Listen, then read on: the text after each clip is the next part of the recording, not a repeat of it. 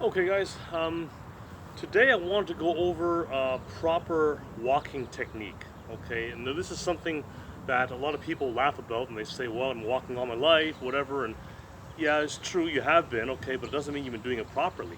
Okay, so there's a few key things to keep in mind. Okay, first of all, and this might annoy some people, whatever. Some people might disagree with me.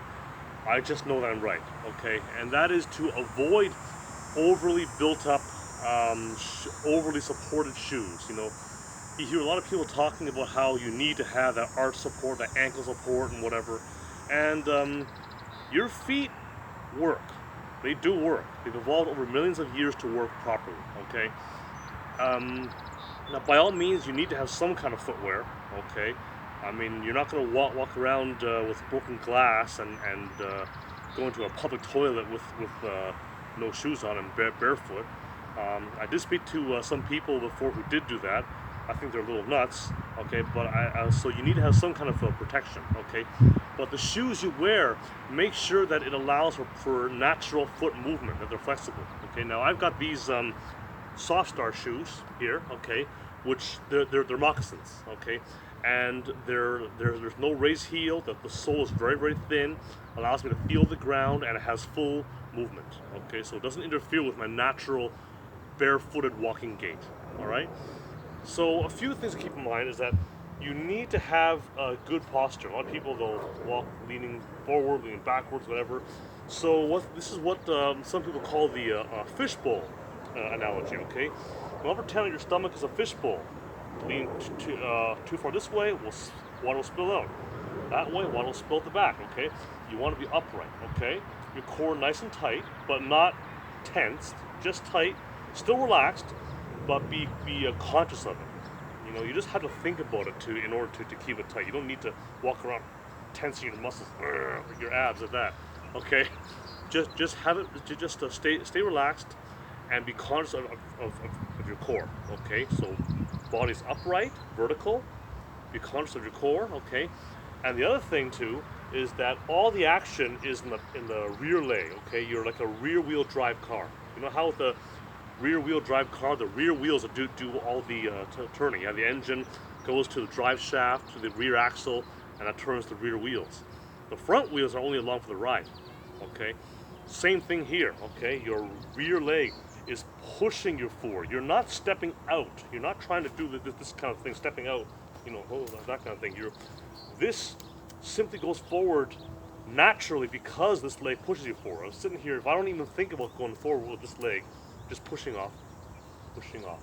See? Pushing off. And here's an exercise you can do.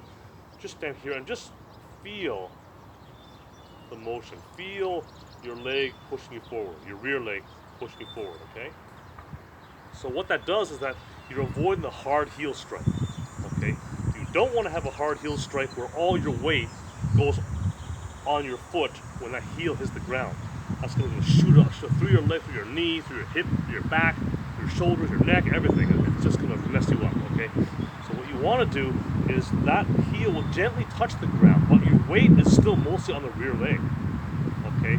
And then only when it's flat on the ground, right here, so I'm pushing off here, and only at this moment, when it's flat on the ground, only at that moment is your weight fully on that leg, okay?